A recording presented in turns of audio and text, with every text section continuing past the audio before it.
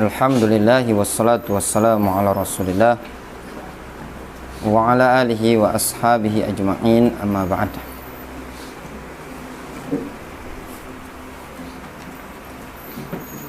Masih berkaitan dengan hadis innamal a'malu binniyat yang kemarin, ada beberapa faedah yang perlu kita tambahkan. Kemarin kita telah membahas yang berkaitan dengan niat. Niat itu ada dua, ada niatul amal, ada niatul ma'mul. Ya kan? Niatul amal itu niat untuk mengerjakan suatu amalan. Harus ada kehendak, keinginan dalam hatinya. Niatul ma'mulillah, niat untuk siapa dia beramal ini tadi. Itu niat yang kedua. Nah, niat kemarin kita sebutkan yang namanya niat secara bahasa al-qasdu, keinginan. Ada keinginan di dalam hati ingin melakukan sesuatu, itu disebut niat. Adapun secara syar'i yaitu al-azmu atau al-qasdu ala fi'lil ibadah taqarruban ila Allah subhanahu wa ta'ala. Tekad bulat ingin mengerjakan suatu ibadah dalam rangka mendekatkan diri kepada Allah. Itu namanya niat secara syar'i. Ada tekad bulat, ada keinginan untuk mengerjakan suatu ibadah dalam rangka ibadah kepada Allah, mendekatkan diri kepada Allah subhanahu wa ta'ala. Nah, kemudian dalam hadis ini, hadis yang disebutkan di Bukhari, ini kan disebutkan lafadznya langsung faman kanat hijratuhu ila dunya. Siapa yang hijrahnya karena dunia. Sedangkan dalam lafadz lain yang biasa antum hafal di arba'in itu kan faman kanat hijratuhu ila Allahi wa rasulihi. Ini kan dipotong. Kenapa tidak disebutkan Imam Bukhari secara lengkap? Lafadz lengkapnya itu kan faman kanat hijratuhu ila Allahi wa rasulihi fa hijratuhu ila Allahi wa rasulihi, ya kan? Sedangkan yang antum hafal di Bukhari ini cuma disebutkan barang siapa yang hijrahnya karena dunia atau karena wanita yang ingin dinikahi, kan? Nah, di sini ada beberapa jawaban yang disebutkan oleh para ulama. Kenapa sih sebabnya Imam Bukhari membuang lafadz faman kanat hijratuhu ilallahi wa rasulihi? Dari sekian banyak jawaban yang paling mending, paling bagus dari jawaban para ulama yaitu jawaban yang disebutkan oleh Al-Hafidz Ibnu Hajar dari Abu Muhammad Ali Ibnu Ahmad Ibnu Sa'id Al-Hafidz. Ya. Al-Hafidz Ibnu Hajar menukilkan dari seorang alim bernama Abu Muhammad Ali Ibnu Ahmad Ibnu Sa'id Al-Hafidz. Beliau mengatakan, ya,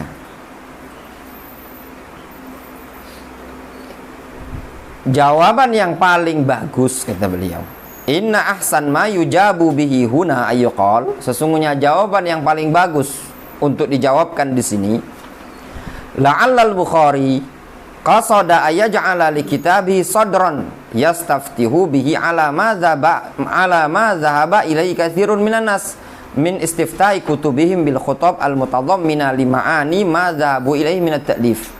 Barangkali maksud tujuan Imam Bukhari, ya, memunculkannya di kitab ini hadis dengan dipotong ini tadi, dibuang secara lengkap, yaitu beliau ingin memulai sebagaimana yang biasa menjadi kebiasaan para ulama memulai kitab-kitab mereka, sesuai dengan apa makna yang mereka inginkan di kalangan para ulama ketika memulai kitab. Para ulama ketika memulai kitab biasanya membawakan muqaddimah, kan? Tujuan mulai buat kitab ini apa? Kadang tujuannya untuk memudahkan kaum muslimin dalam dunia pendidikan, begini-begini, ya. Nah, Imam Bukhari rahimahullah ta'ala seakan-akan beliau di sini memberikan isyarat, ya, memberi isyarat bahwasanya beliau menulis kitab Sahih Bukhari ini tadi, tujuan niatnya tadi beliau serahkan kepada Allah Subhanahu wa taala. Orang kalau nulis buku, antum kita lihat ya, kalau ada kitab, ada buku, biasanya ada kata pengantar penulis, kan? Apa sih tujuan buku ini dibuat? Contoh, judul buku, cara menyembelih sesuai syar'i, ditulis, ya kan, Al Ustadz Kiai Haji Muhammad Fauzi.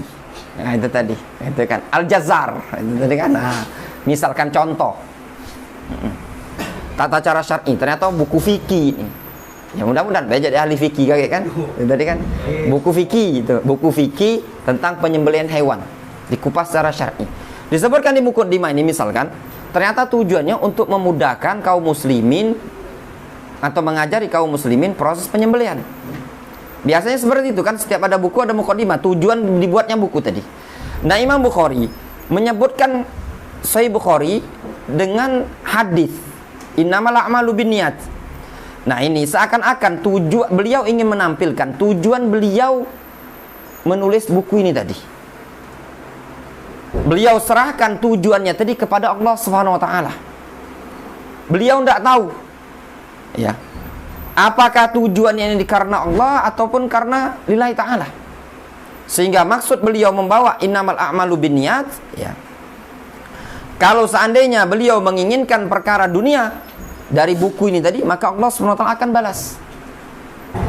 Sehingga seakan-akan beliau ingin menghilangkan, jangan sampai terkesan merekomendasi diri pribadi ya, jangan sampai terkesan merekomendasi. Ini kan barang siapa, bahasanya ini kan beliau bawa hadis, faman kanat hijratu ila dunya yusibuha aw imra'atin yankihuha fa hijratu ila ma hajarai. Barang siapa yang hijrahnya karena dunia atau wanita ingin dinikahi. Beliau mengingatkan diri dewek. Bahasanya ini nah, dampak negatif kalau seandainya memang niat antum nulis buku ini tadi karena perkara dunia, ya maka Allah SWT akan balas dengan dunia juga. Jadi sengaja dibuang tadi, faman kanat hijratu ilallahi wa rasuli, supaya jangan terkesan beliau seakan-akan ikhlas gitu loh. Difahami? Untuk menghilangkan kesan kalau beliau orangnya ikhlas.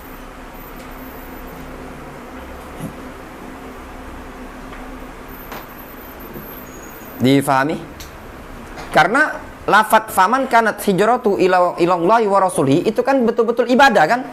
Siapa yang hijrahnya karena Allah, karena Rasulnya, maka hijrah dikasih pahala untuk Allah dan Rasulnya. Tapi pas di sini Bukhari menyebutkan hadis dipotong dengan menyebutkan siapa yang hijrahnya karena dunia. Maknanya apa?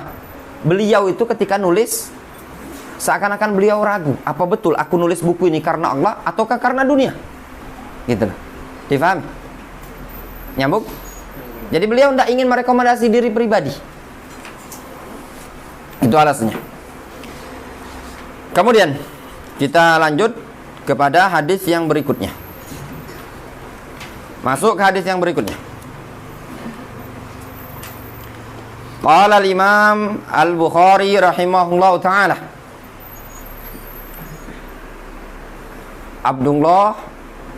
Al-Imam Al-Bukhari namanya Muhammad ibnu Ismail Al-Bukhari rahimahullahu taala.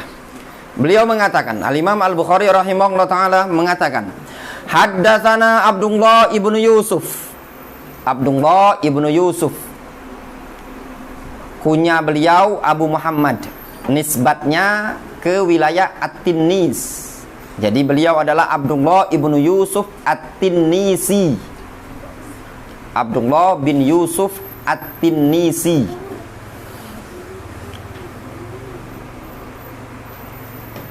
Abdullah bin Yusuf,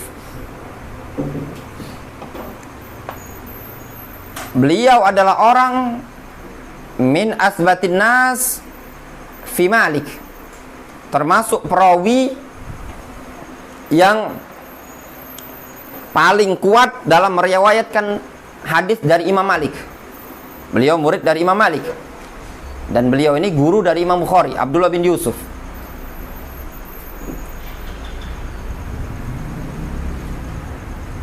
Perawi yang thiqah, mutqin.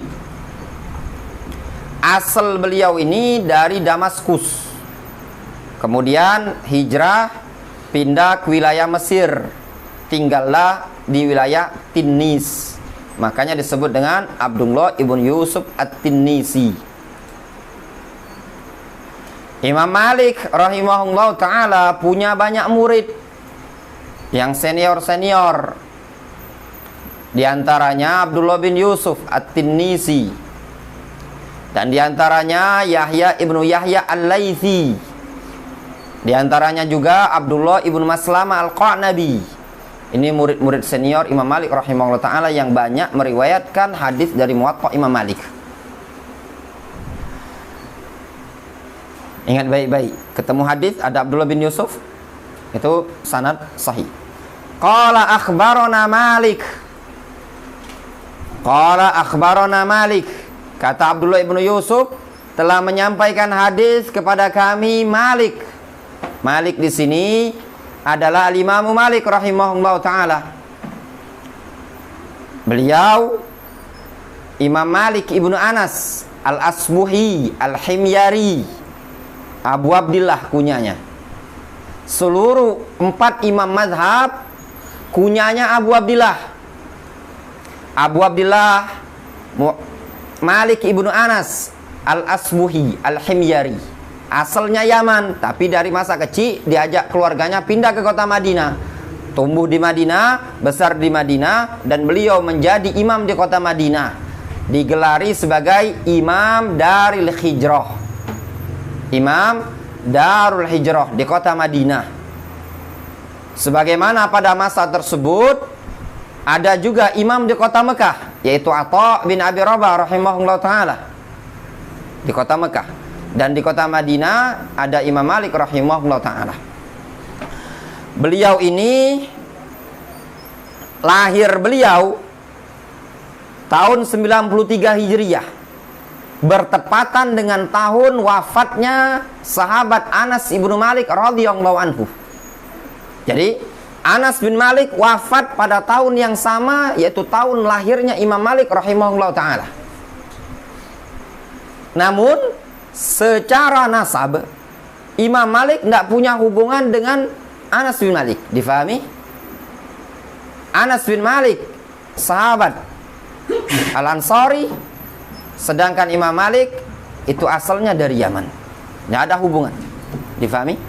Ya. Bukan anaknya Anas bin Malik, bukan. Karena beda, nasabnya beda. Al-Asbuhi di Yaman, ya. Beliau dilaqabi Imam Darul Hijrah. Beliau adalah salah satu imam mazhab dari 4 imam mazhab. Siapa-siapa 4 imam mazhab tersebut? Abu Khalid, yang antum ketahui. 4 imam mazhab itu siapa, bay? Ya, Abu Khalid 2 kok. Berbagi antum 2-2. 1 Imam Malik. 2-2. 1 Abu Khalid. Imam Ahmad. Imam Ahmad namanya adalah Ahmad ibnu Muhammad ibnu Hambal. Kunyanya Abu Abdillah. Anto Abu Hanifah. Yang kedua Abu Hanifah, kunyanya Abu Hanifah, namanya adalah An-Nu'man ibnu Thabit. Yang satu lagi Abu Abdillah Muhammad ibnu Idris Asy-Syafi'i. Ini 4 imam mazhab, ya. Imam Malik rahimahullah ta'ala seorang imam yang masyhur dengan keilmuannya, ya. Beliau punya murid Abdullah ibnu Wahab, bernama Abdullah bin Wahab, ya. Sampai-sampai muridnya Imam Malik ini yang bernama Abdullah ibnu Wahab ini, dia mengatakan, aku kalau ingin menulis perkataan Imam Malik la adri, penuh catatan. Guruku ini Imam Malik ketika ditanya selalu la adri, la adri. Datang seseorang, ya, ke Imam Malik rahimahullah ta'ala, bertanya dengan sekian banyak pertanyaan. Yang tahu dijawab sama Imam Malik, yang tidak tahu tidak dijawab sama Imam Malik. Beliau menjawab la adri, la adri. Dia mengatakan, wahai Malik, engkau seorang imam, saya datang ke sini bertanya, engkau cuman katanya imam. Kalau ditanya ngomongnya ya la adri, la adri. Bahasa kita aja itu. Kata Imam Malik rahimahullah ta'ala, ya akhi, innal ilma thaqilun. Ilmu itu berat, katanya. Alam tasma ila qaulillahi ta'ala. Tidakkah engkau mau mendengar kepada firman Allah Subhanahu wa taala, "Inna sanulqi 'alaika qaulan tsaqilan." Sesungguhnya kami berikan kepada engkau ya Muhammad qaulan tsaqilan, Al-Qur'an, ucapan yang berat. Punya resiko kalau salah. Difahami? Itu Imam Malik rahimahullah taala. Imam yang masyhur, ya. Ucapan yang masyhur dari Imam Malik rahimahullah taala, bahkan ada buku ya namanya Aqidatul Imam Malik rahimahullah taala. Ya, banyak sekali nukilan-nukilan dari Imam Malik, perkataan-perkataan yang indah. Di antara ucapan yang masyhur dari Imam Malik rahimahullah taala, beliau menyatakan, ya, "Inna hadzal ilma huwa lahmuka wa damuka." Ya. Sesungguhnya ilmu ini lahmuka wa damuka. Ya ikhwan, ilmu ini kata Imam Malik, lahmuka wa damuka, darah dan dagingmu. Ya, darah daging umat manusia. Maknanya kalau tanpa ilmu seseorang tidak akan bisa hidup. Orang bisa hidup dengan darah. Orang bisa hidup dengan daging. Kalau tidak ada darah, darah itu merupakan sumber kehidupan yang ada di badan kita. Kalau tidak ada darah, mati. Dikarenakan asal penciptaan manusia setelah dari sperma, di mana dia diciptakan dalam bentuk apa? Dalam bentuk darah. Selama 40 hari dalam bentuk nutfah, dalam bentuk alaqah selama 40 hari. Kedua, darah. Imam Malik mengatakan, "Inna hadzal ilma huwa lahmuka wa damuka." Ilmu ini adalah laham, daging, wadamuka, darahmu.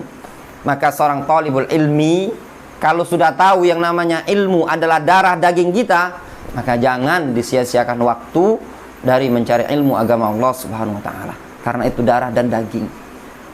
Ya, seorang akan hidup dengan ilmu. Kalau tidak ada ilmu, tidak dianggap keberadaannya. Al-Imam Syafi'i rahimahullah taala, beliau mengatakan, ya, wa man fatahu ta'lim waqta syababihi fakabbir arba'an wa fakabbir alaihi arba'an liwafatihi. Barang siapa yang terluputkan dari menuntut ilmu ketika di masa muda, maka bertakbirlah untuknya sebanyak 4 kali sebagai tanda dia sudah wafat. Ya. Wallahi wa dzatul fata bil ilmi wat tuqa. Sungguh demi Allah, kata Imam Syafi'i, sungguh demi Allah, zat keberadaan seorang pemuda itu dengan ilmu dan ketakwaan. Idza lam yakuna fala i'tibara lidatihi. Kalau tidak ada ilmu dan ketakwaan tadi, kata Imam Syafi'i rahimahullah taala, fala i'tibara lidatihi, maka tidak dianggap keberadaan dia. Maka antum yang masih muda-muda ini, ayo syabab, ya, al-uzzab, ya, gunakan waktu mudamu untuk thalabul ilmi. Dikarenakan menuntut ilmu adalah lahmuna wa damuna, darah daging kita. Ada ucapan yang masyhur dari Imam Malik rahimahullah taala, beliau menyatakan, la ta'khud atau la yu'khad al-ilmu an arba'in. Jangan diambil ilmu dari 4 orang. Udah pernah dengar? Nasihin, udah pernah dengar? La yu'khad al-ilmu min arba'in. Jangan diambil ilmu itu dari 4 orang atau min arba'atin.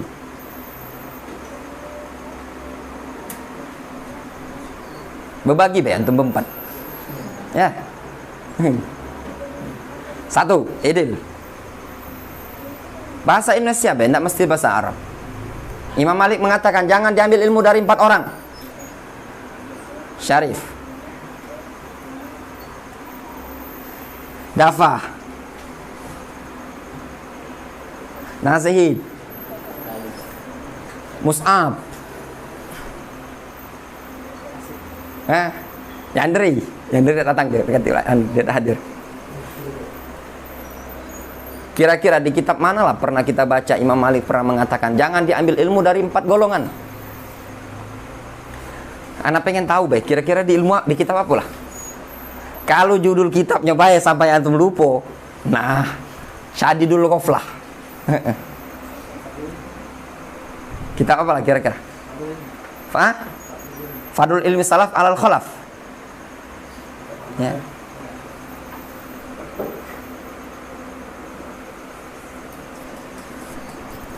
Pas daras di sini kemarin loh. Ada Talib ma'asyikh. Ya benar? Antum carilah. Di antaranya satu disebutkan adalah Ansafi al-mu'lin bisafah wa in kana arwan nas. Ya benar? Dari orang yang bodoh yang nampakkan terang-terangkan kebodohannya, meskipun dia adalah orang yang banyak meriwayatkan. Maksud banyak meriwayatkan, banyak tampil, banyak ceramah. Tapi semakin dia banyak ceramah, kalau bahasa sekarang ini, semakin tampil ceramah, semakin nampak kebodohannya, ngomongnya ngawur. Ya, itu yang pertama. Satu, masih tiga lagi. Ya? Pendusta. Alladzi yakdzib fi haditsin nas. Dusta dalam ngomong bersama umat manusia. Banyak bohong. Yang ketiga, min sahibi bid'atin atau sahibi hawa alladzi yad'u ila hawa. Dari pengikut hawa nafsu yang ngajak kepada nyeru kepada hawa nafsu. Ya benar? Yang keempat, min abidin, dari ahli ibadah, ya, wala ya'rif ma yuhadditsun nas. Dia itu ahli ibadah tapi dia tidak tahu apa yang dia omongkan. Dia ini ahli ibadah tapi ceramah, ya kan, ngajar, cuman asal pacak ngomong baik, tapi yang dia omongkan lagi tidak ngerti dia. Tidak ngerti ini yang dia omongkan hadis sahih, hadis palsu, pendapat yang kuat, pendapat yang lemah. Tidak, karena mungkin dilihat orang ahli ibadah. 4 golongan ini kata Imam Malik jangan diambil ilmunya, membahayakan.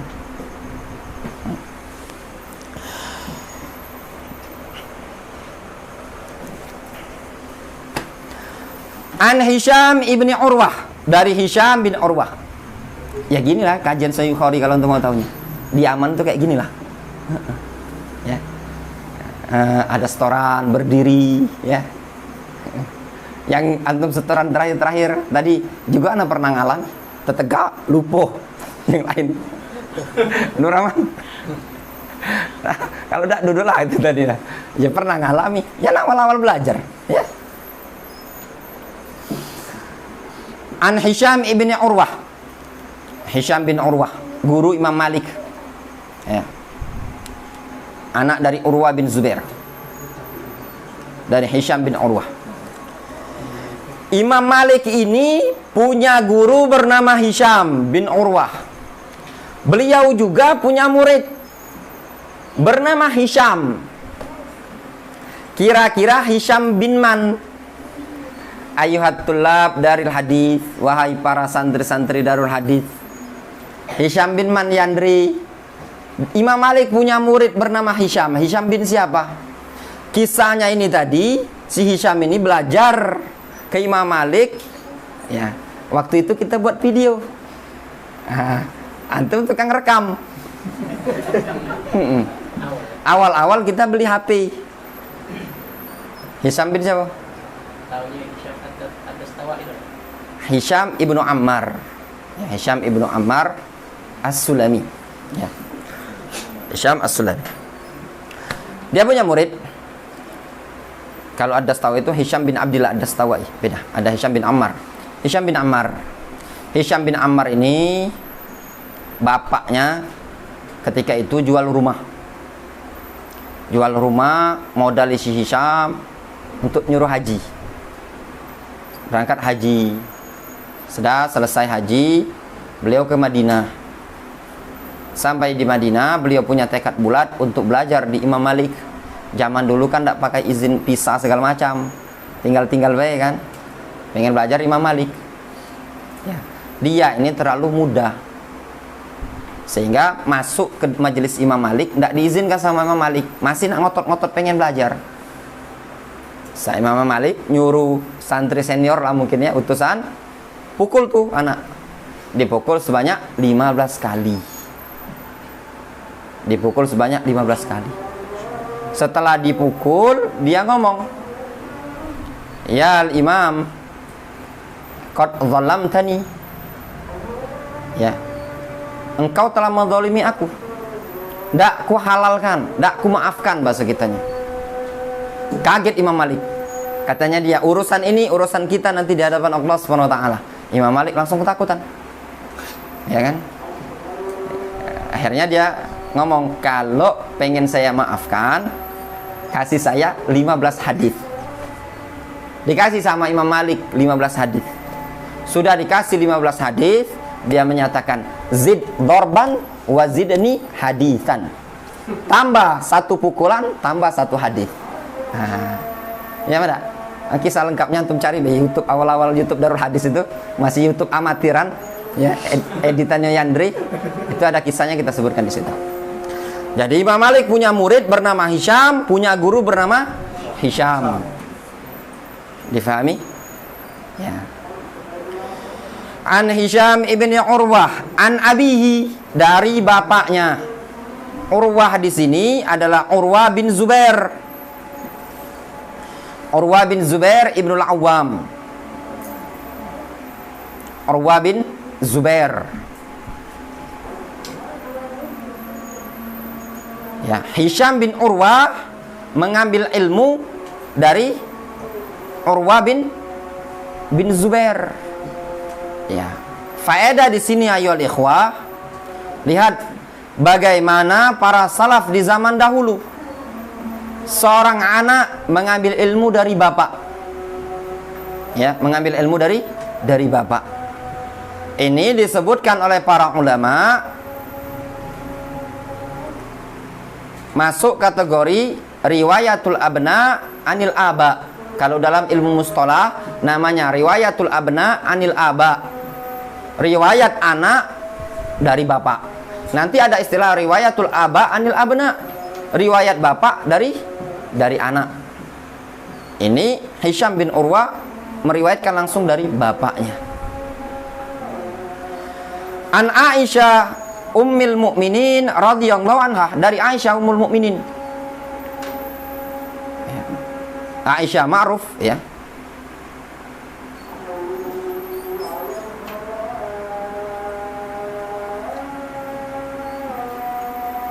Urwah bin Zubair, beliau ini termasuk salah satu dari fuqaha us-sab'ah, fuqaha kota Madinah. Ada 7 ahli fikih kota Madinah.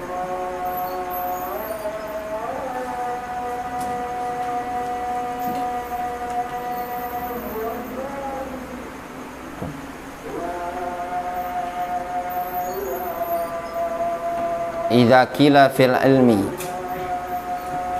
sab'atu ab. Nah, enggak ingat. Ada bait syairnya. Wa riwayatu anil ilmi kharijah.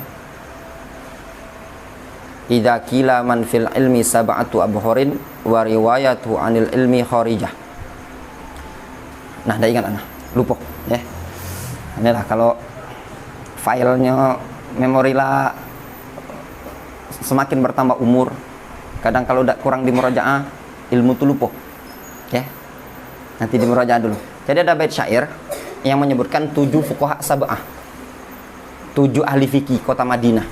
Di antaranya Urwah bin Zubair, Muhammad ibnu Qasim Ibnu Abi Bakar, Kharijah bin Qudamah, 7 orang ya.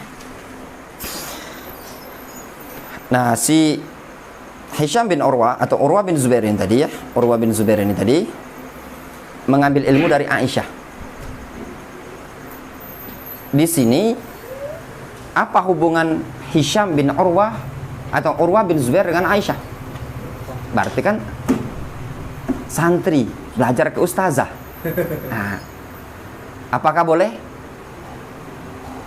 Ya, boleh enggak? Nah, di sini ada hubungan kerabat antara antara Urwah bin Zubair dengan Aisyah. Apa hubungannya? Karena Zubair bin Awam, Zubair ibn Awam.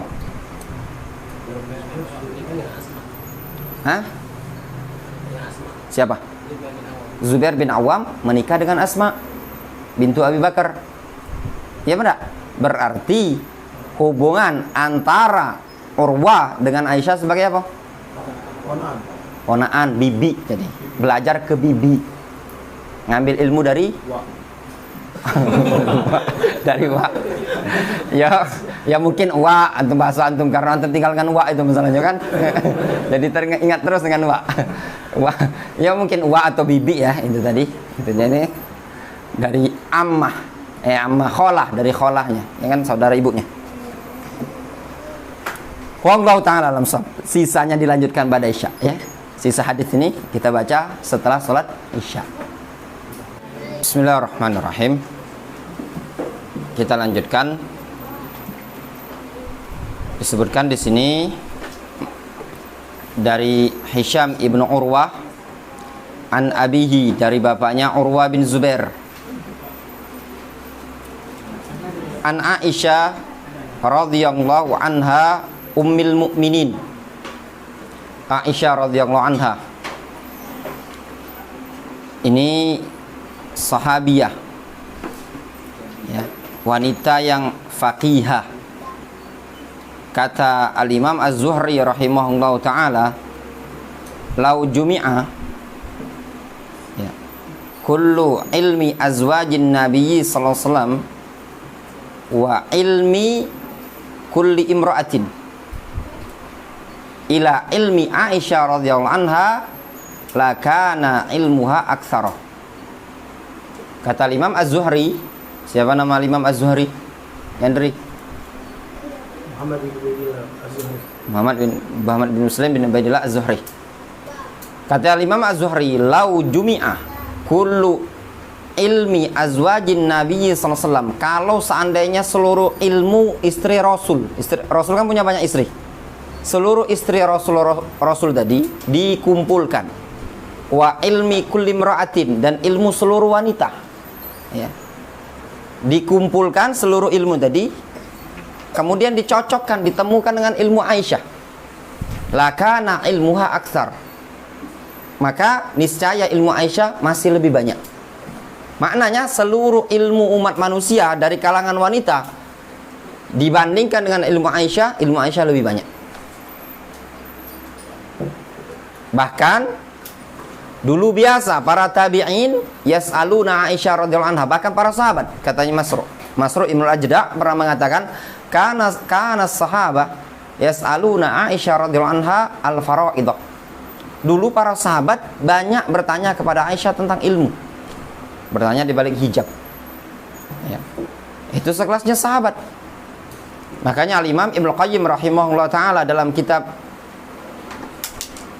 Zadul Ma'ad, Al-Imam Ibnu Qayyim menyatakan, afqahu nisa'il umma 'alal itlaq Aisyah radhiyallahu anha. Wanita yang paling faqih secara mutlak dari kalangan umat Islam ini adalah Aisyah radhiyallahu anha. Kata Imam Ibnu Qayyim dalam kitab Zadul Ma'ad. Aisyah ya, istri Rasul ya, orang yang satu-satunya istri Rasul yang dinikahi oleh Rasul dalam keadaan beliau masih perawan pada saat itu, pada masa itu. Dinikahi pada umur berapa? 6 tahun ya, dinikahi oleh Rasul pada umur 6 tahun. Dan boleh secara Islam menikahi anak di bawah umur. Adapun kalau menggaulinya nunggu dia ketika sudah balik. Secara Islam, secara kenegaraan jangan antum nanti masuk hotel Bredeo gitu istilahnya, nanti antum jadi Syekh Puji. Nikahi anak di bawah umur ya dikasuskan. Tapi secara hukum Islam diperbolehkan. Itu Aisyah radhiyallahu anha. Dan beliau adalah ahabbun nisa ila Rasulullah SAW. Ketika Aisyah bertanya kepada Rasul, siapa laki-laki yang paling engkau cintai? Abu Bakar, kata Rasul. Kalau dari kalangan wanita, itu Aisyah. Aisyah adalah wanita yang paling dicintai oleh Rasulullah SAW. Aisyah radhiyallahu anha menceritakan annal Harits ibnu Hisham, bahwasanya Harits ibnu Hisham radhiyallahu anhu, sahabat. Al Harits ibnu Hisham radhiyallahu anhu Beliau ini Al-Harits ibnu Hisham, saudara dari Abu Jahal, saudara kandung Abu Jahal. Al-Harits ibnu Hisham ini masuk Islam ketika Fatu Mekah. Beliau ini Al-Harits bin Hisham, saudara kandung Abu Jahal. Siapa nama Abu Jahal?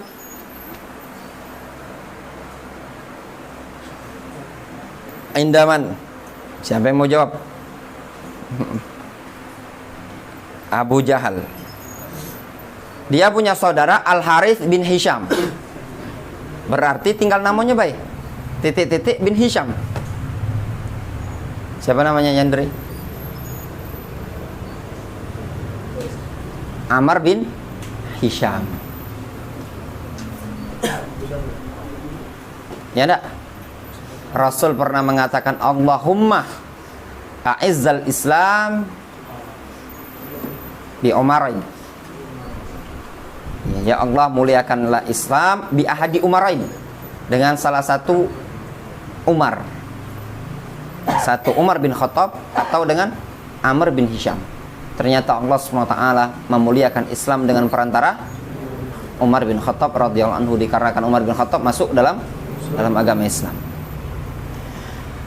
Al-Harits ibnu Hisham ini sahabi, ya, sahabi yang punya keistimewaan, punya keutamaan. Beliau punya cucu. Nah, cucunya, ya silakan. Waalaikumsalam warahmatullahi wabarakatuh. Tafadhol, masuk ya bin. Al-Harits ibnu Hisham ini punya cucu. Cucunya adalah salah seorang dari fuqaha sab'ah. Al-Imam Ibnu Qayyim rahimahullah ta'ala dalam kitab A'lamul Muwaqqi'in, beliau menyebutkan Al-Muftun fil Madinah sab'ah. Mufti di kota Madinah ada 7 yang dikenal dengan fuqaha sab'ah. Di antaranya adalah cucu dari Al-Harits bin Hisham Al-Makhzumi ini tadi.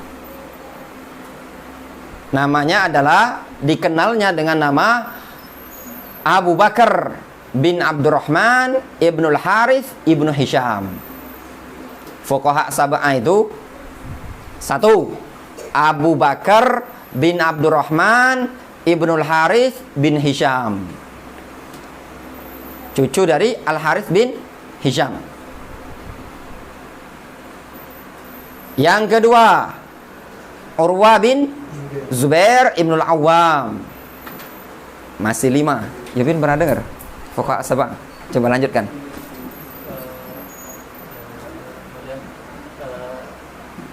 Salim. Kan, enggak masuk Salim.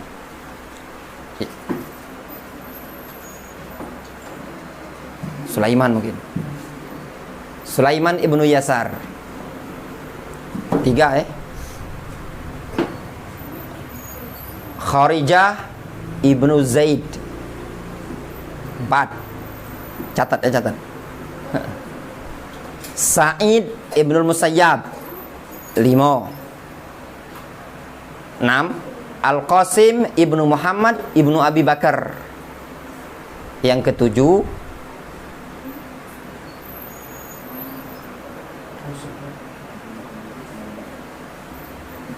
ke-7, Ubaidullah ibnu Utbah ibni Abdillah bin Mas'ud. Ya. Ubaidullah ibnu Utbah ibni Abdillah bin Mas'ud. 7 orang yang dikenal dengan fuqaha sab'ah.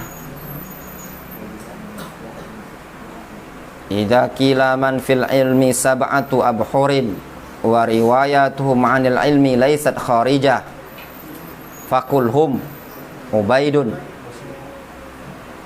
wa Urwatu wa Qasimun, sampai seterusnya. Ya. 7 fuqaha sab'ah. Di antaranya tadi siapa? Cucu dari Al-Harits bin Hisham ini tadi. Ya. Belum kita baca hadis daripada maghrib tadi. Baru ngurusi perawi ini tadi. Ya gitulah kalau antum pengen pelajaran. Kalau antum kalau anggaplah ini antum cuma bahasa Indonesia kan. Anggaplah antum gambarannya di markis di Darul Hadis Diaman itu seperti ini lah. Pada maghrib sampai isya sampai jam 8 cuma menghafalkan perawi itu tadi. Radhiyallahu anhu. Radhiyallahu anhu yang masyhur adalah digunakan untuk sahabat. Namun diperbolehkan ya, alal asah sebagaimana yang disebutkan oleh Imam An-Nawawi ya, diperbolehkan juga untuk li ghairis sahabah, untuk selain sahabat. Misalkan tabi'in radhiyallahu anhu, misalkan siapa, misalkan Imam Ahmad, Imam Malik radhiyallahu anhu, udah masalah dikarenakan itu doa. Radhiyallahu anhu itu taraddi namanya. Ya taraddi. Hukum taraddi ala ghairis sahabah. Hukum mendoakan taraddi kepada selain sahabat. Ya, pendapat yang sahih yang disebutkan oleh Imam An-Nawawi, la karahata lahu. Tidak dimakruhkan untuk mendoakan selain sahabat dengan doa radhiyallahu anhu, semoga Allah meridhoinya. Namun yang masyhur untuk sahabat radhiyallahu anhu dan untuk selain sahabat rahimahullahu taala. Al Harits ibnu Hisham radhiyallahu anhu sa'alah, beliau bertanya Rasulullah sallallahu alaihi wasallam kepada Rasulullah sallallahu alaihi wasallam. Faqal, dia berkata, lalu dia berkata, ya Rasulullah, wahai Rasulullah, kaifa ya'tikal wahyu, bagaimana wahyu itu mendatangi engkau? Dia nanya, gimana turunnya wahyu itu? Ya. Faqala Rasulullah sallallahu alaihi wasallam, lalu Rasulullah sallallahu alaihi wasallam menjawab, menyatakan, ahyanan. Ya. Maknanya kalau ahyanan ini kadang-kadang, ya, terkadang gitu loh. Terkadang ya'tini, terkadang wahyu itu datang kepadaku mithla salsalatil jaros, seperti dengungan lonceng. Salsalah itu sebenarnya gini ya, ada besi ya, digesekkan di batu licin. Ada rantai besi digesekkan di batu licin. Itu nah, ada yang bekas panci itu antum gesekkan di sini. Cing cing itu kan suara yang buat gigi ngilu kan? Itu bahasa Arabnya salsalah. Besi itu kalau digesekkan di tempat licin, itu kan ada suara dengarnya ngilu ya, itu kan seng-seng itu tadi. Nah, itu namanya salsalah. Ya. Salsalatil jaros. Kata Rasul, wahyu itu ketika datang bagaikan dengungan lonceng ini tadi. Kalau dengarnya itu buat ngilu, bahkan buat malaikat pingsan. Ya. Wa huwa asyaddu 'alaiha, dan itu sangat keras sekali suaranya tadi padaku. Fayufsamu anni, ya.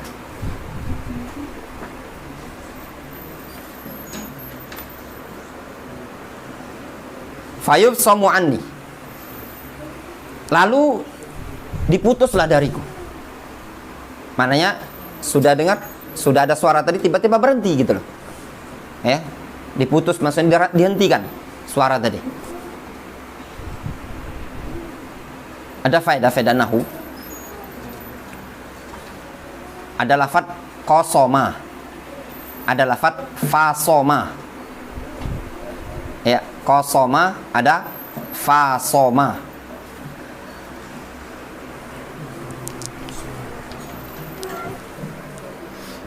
Qasama, ada fa soma. Qasama kalau artinya sama-sama artinya memutus, ya, memutus atau memotong. Nah, kalau kosoma ini artinya tadi ya, memutus atau memotong, itu digunakan untuk sesuatu yang terpisah. Ini nih, kosoma, patah, terpisah. Bahasa Arabnya kosoma. Antum ngomong gini, qasomtu al-qalama. Aku memutus pena, memotong pena. Berarti antum memisahkan bagiannya tadi. Tapi kalau itu kosoma kosoma ini tadi. Tapi kalau fasoma itu artinya memutus juga. Tapi bukan memutus untuk memisah, karena tidak ada yang bisa dipisah. Ini kan suara, bukan benda kan? Itu tadi. Difahami? Kemudian lalu terputuslah suara desingan tadi ya, mendesing tadi, terputus. Jadi ketika wahyu datang kepada Rasulullah SAW ada suara. Dan itu yang mendengar bukan cuma Rasul. Ketika Allah SWT mengajak bicara, idza takallama bil wahyi, ya, ketika Allah SWT berbicara dengan wahyu kepada malaikat, malaikat pingsan. Ya benar. Kemudian ketika mereka bangkit, mereka nanya kepada Jibril, "Madza qala rabbukum?" Ya kan? Wa qad wa'aitu, kata Rasul, dan sungguh aku telah wa'aitu anhu maqal, ya. Dan sungguh aku telah memahami, menampung. Wa'ayai itu menyerap, memahami, gitu loh. Memahami darinya, itu dari Allah SWT. Maqal, apa yang Allah SWT ucapkan, apa yang Allah wahyukan.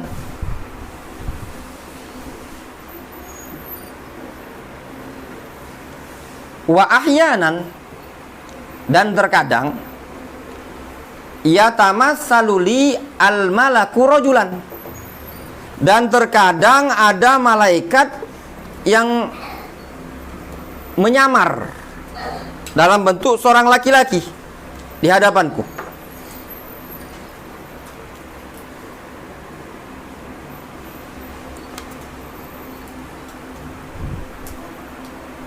Fayukallimuni, lalu mengajak aku bicara. Seperti contohnya hadis Jibril. Nah, malaikat ini yang datang di sini adalah Jibril.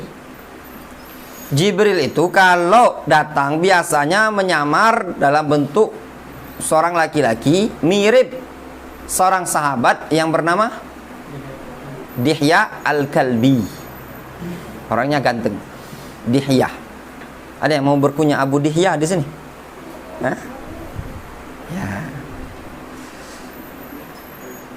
Fa'i ma yaqul. Lalu aku pun memahami, menyerap apa yang diucapkan oleh laki-laki tadi. Qalat Aisyah. Aisyah radhiyallahu anha menyatakan, laqad ra'aitu yanzilu 'alaihi wahyu fil yaumi syadidil bardi. Fil yaumi syadidil bardi. Sungguh aku telah pernah melihat Rasul yanzil alaihi wahyu, ketika turun kepada beliau wahyu, fil yaumi syadid, pada hari yang syadidil bardi, yang sangat dingin. Fayafsimu anhu, lalu terputuslah wahyu tadi, terhenti. Maksudnya itu kan ketika turun wahyu tadi pada hari yang sangat dingin, kemudian terhenti. Wa inna jabinahu yatafassadu araqan, dan ketika itu jabin, dahinya Rasul, yatafassad dari fasdu. Fasdu itu dikeluarkan, asalnya fasud dam itu mengeluarkan darah. Tahu kan fasdu kan? Nah, keringatnya tadi araqan, sebagai apa ya araqan yang ahli nahwu ini? Tamyiz. Sebagai tamyiz. Keringatnya betul-betul ngucur, seakan-akan kayak orang di fasdu itu nah. Ya, tergambar keringatan. Ya, kalau istilah kita kan keringatan bulat-bulat besar-besar itu ya. Nah, itu tadi. Di dahinya Rasul ketika beliau menerima wahyu.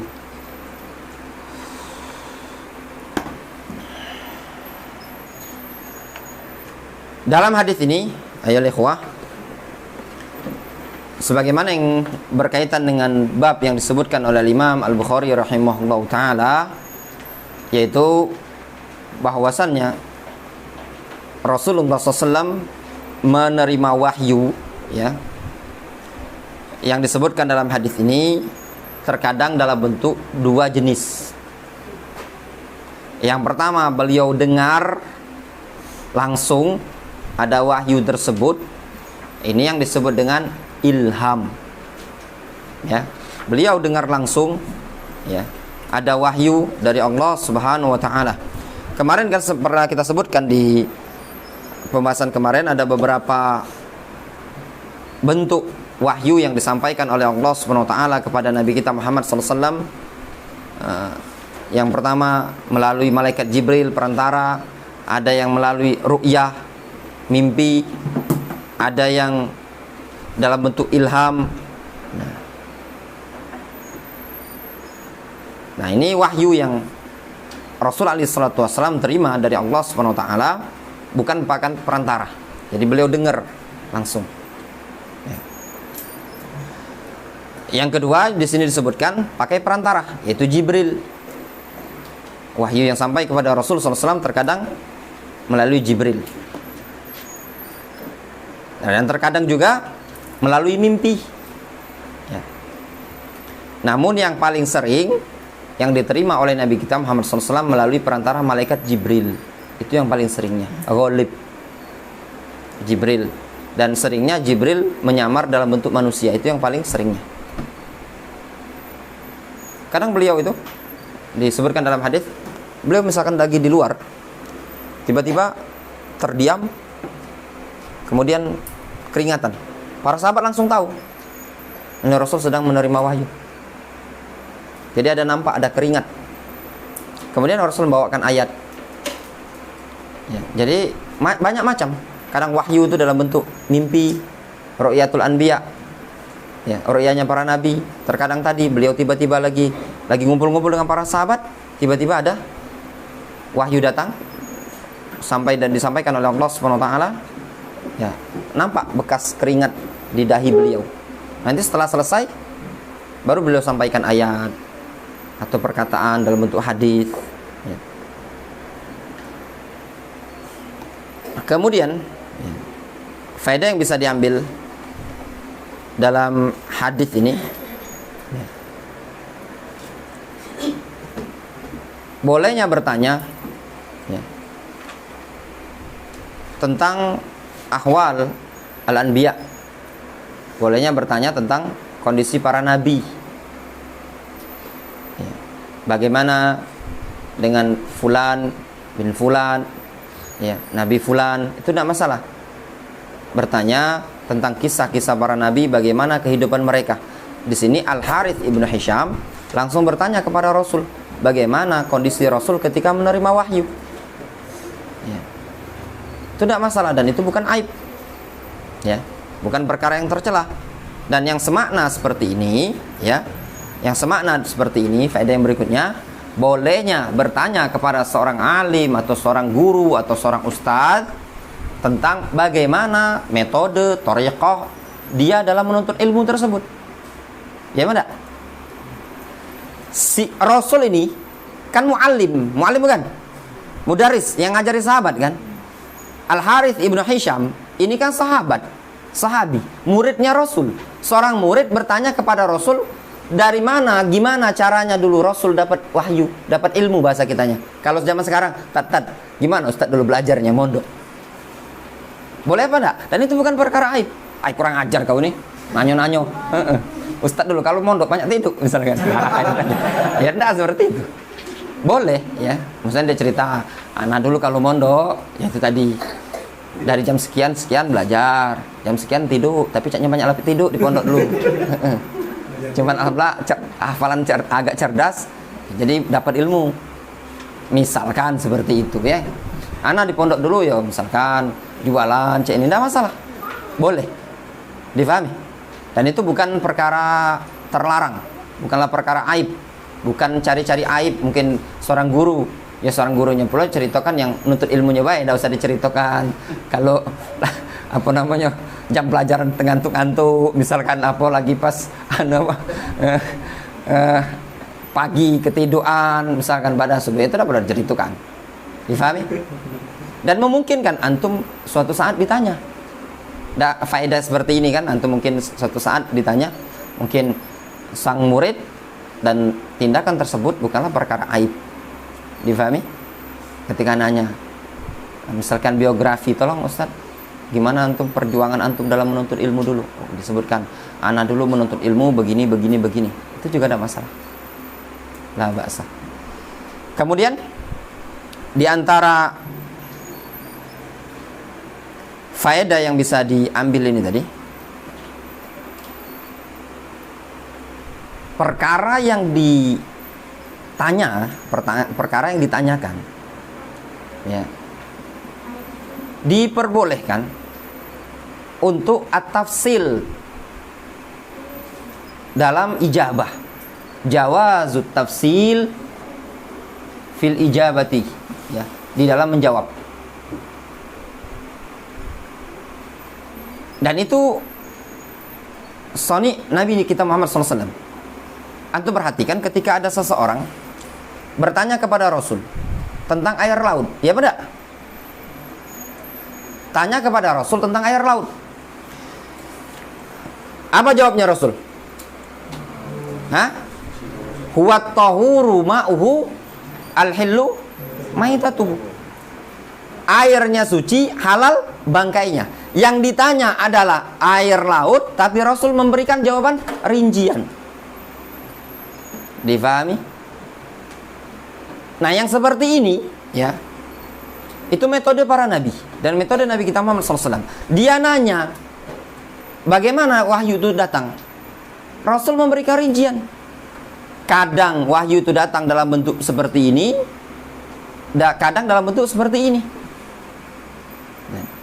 Dan itu sikap yang tepat, sikap yang bagus bagi seorang mudarris, seorang muallim. Al-jawab bitafsil.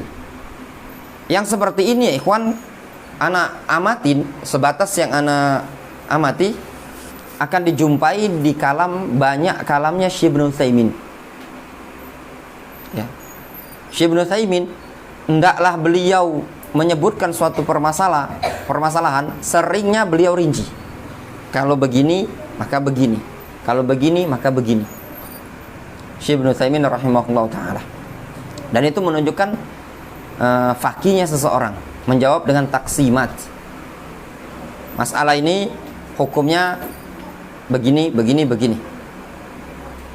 Difahami? Ya, itu tadi. Kemudian faedah yang berikutnya yang bisa kita ambil dari hadis ini, dalam hadis Aisyah ini, perhatiannya seorang istri kepada suami. Ya benar? Ya. Beliau memperhatikan Rasulullah SAW ketika wahyu turun. Bahkan beliau memperhatikan betul-betul dengan seksama. Beliau menceritakan dahinya Rasul itu yatafassad araqan, keluar keringat bercucuran. Ini kan ngamati, memperhatikan kondisi suami. Dan itu adab bagi seorang wanita, seorang istri, tahu dengan kondisi suami. Ya, dilihat suaminya tadi, ngapa cak meriang-meriang ini tadi? Ternyata demam. Jangan suami lan sakaratul maut. Ternyata kamu kakak 3 hari ini demam. Oh, itu tadi. Lihat Aisyah. Ya, bolehlah antum jadikan dalil balik ke rumah kakek. Kalau istri agak kurang perhatian, ya Allah, dek, kamu ini beda dengan Aisyah. Aisyah yang mana katanya? Aisyah sahabat Rasul, istri Rasul, sahabiah. Lihat, Rasul diperhatikan ketika Rasul mendapat wahyu. Kemudian juga faedah yang bisa diambil dari hadis ini, perhatiannya Rasul ketika, perhatiannya Aisyah kepada Rasul ketika Rasul menerima ilmu. Ini kan ilmu kan? Perhatian Aisyah ngamati Rasul. Itu juga di zaman sekarang. Hendaknya para wanita, para istri memperhatikan suaminya.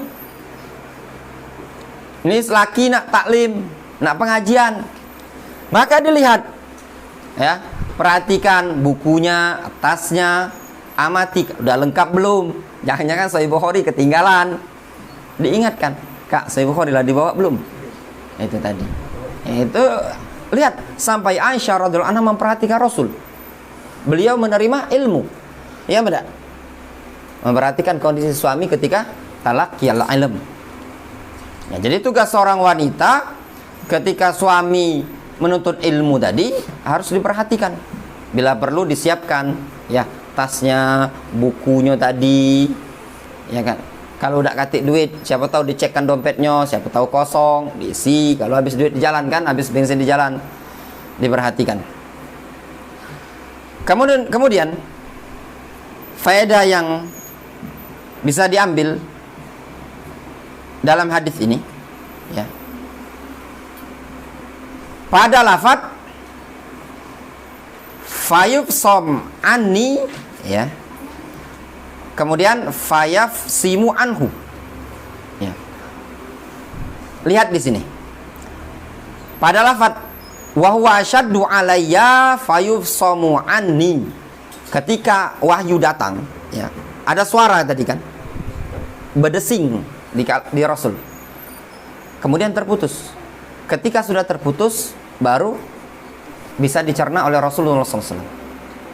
Nah, di sini terdapat faedah, ya kawan, ya, yaitu berkaitan dengan adab menerima ilmu. Adab menerima ilmu, ya, yaitu al-isra wal istima'. Diem, dengarkan baik-baik, jangan ngobrol di belakang. Kan tugasnya nulis. Azam, ya, Salman, nulis, ngobrol di belakang. Dengarkan baik-baik. Di situ Rasul ketika turun wahyu, beliau dengarkan baik-baik, ya. Kemudian sudah terputus wahyu tadi, ya, akhirnya bisa diserap sama beliau. Karena akibat, ya, dampak positif dari mendengarkan baik-baik bisa menyerap wahyu tersebut. Dan memang sepantasnya seperti itu. Ketika di majelis ilmu ada prinsip istima', dengarkan. Dulu Imam Malik rahimahullah ta'ala, beliau ngajar, ketika gaduh beliau membawakan ayat, ya ayyuhalladzina amanu la tarfa'u aswatakum fawqa sautin nabi. Wahai orang-orang yang beriman, janganlah kalian mengangkat suara-suara kalian di atas suara Nabi. Ya. Aku menyampaikan sabda Rasul, kalam Rasul, kalian gaduh, kata Imam Malik. Tidak diperbolehkan. Ya. Nah, itu tadi di antara adab thalibul ilmi adalah istima'. Ya. Kata sebagian salaf, mereka mengatakan awalul ilm al-istima'. Ya enggak? Tsummal faham, tsummal al-istima', tsummal isra', tsummal faham, tsummal amal, tsummal nasyar. Makanya kata Imam Ibnu Qayyim rahimahullah ta'ala, ya, disebutkan di kitab Al-Fawaid, Al-Fawaid karya Imam Ibnu Qayyim, yang beliau menyebutkan ketika firman Allah Subhanahu wa taala, inna fi dzalika ladzikra liman kana lahu qalbun aw alqasam'a wa huwa syahid. Sesungguhnya yang demikian itu tadi merupakan zikra, peringatan bagi orang yang mempunyai qalb, hati, liman kana lahu qalbun aw alqasam'a, atau memasang pendengaran, wa huwa syahid. Itu ya ayatnya, dam ya. Liman kana lahu qalbun aw alqasam'a wa huwa syahid. Ibnu Qayyim lebih kurang makna dari kalam beliau. Ilmu itu akan didapatkan apabila terpenuhi padanya syarat. Ada 4 syarat yang beliau istinbat dari ayat tadi. Yang pertama, taksir, kata beliau. Ilmu tadi punya taksir, punya pengaruh. Al-Quran sesuatu yang tidak diragukan lagi, punya pengaruh.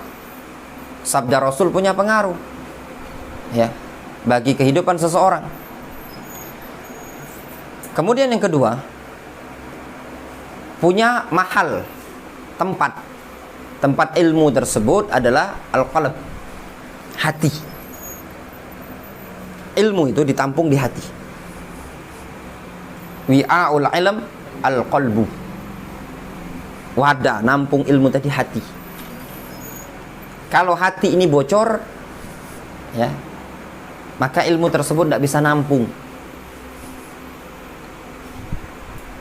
Kata Sahal Ibnu Abdillah At-Tustari rahimahullah ta'ala, beliau menyatakan haramun ala qalbin ay yadkhulahu nurun wa fihi syai'un mimma yakrahullah.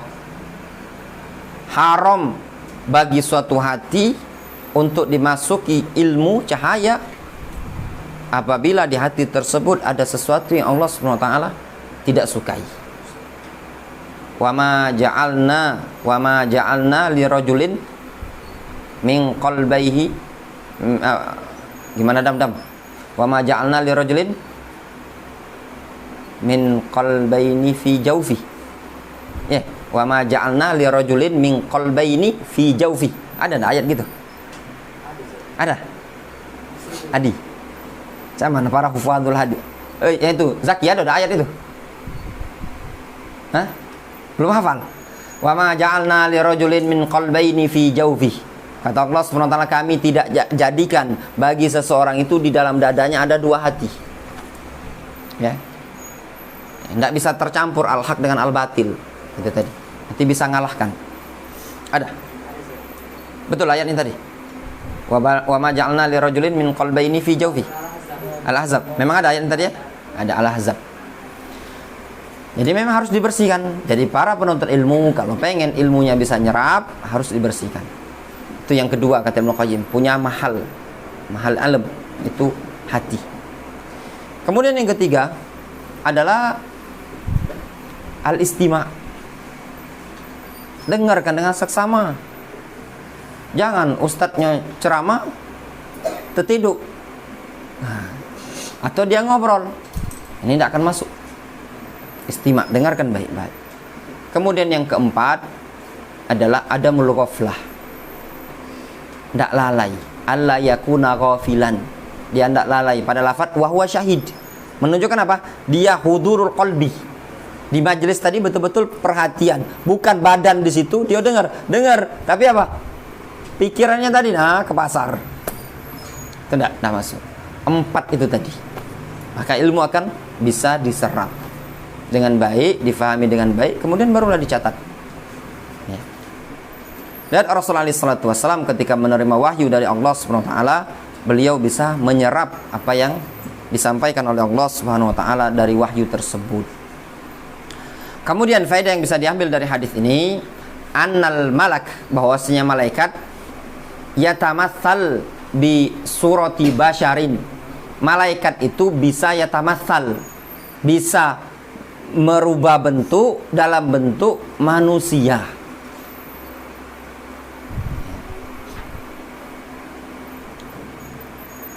Dari mana Rasul tahu kalau ini malaikat? Ya Rasul Nabi. Memungkinkan beliau dikasih tahu oleh Allah Subhanahu wa taala.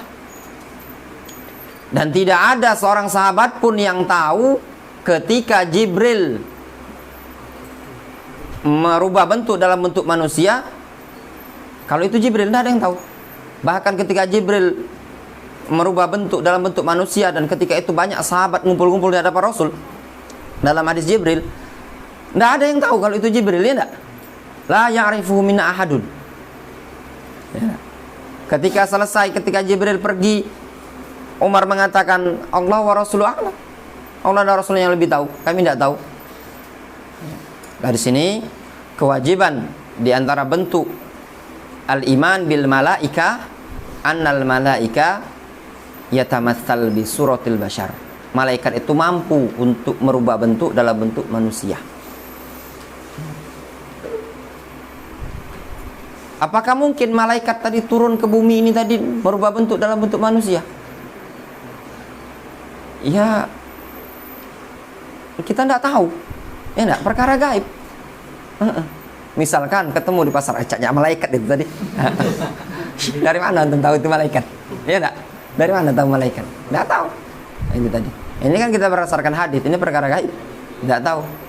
Makanya para ulama mengatakan yang berkaitan dengan kalau tidak salah di Palestina apa ya? Ada katanya putih-putih kayak mereka mengatakan malaikat itu diingkari oleh para ulama di Saudi Arabia. Dari mana mereka tahu malaikat? Ya, sehingga ada fatwa Saleh Fauzan, dari mana itu tahunya malaikat? Ya enggak? Kalau yang zaman dulu mereka tahu malaikat sahabat itu dari Rasul. Kalau itu dari mana malaikat? Memungkinkan syaitan, memungkinkan malaikat, memungkinkan bukan.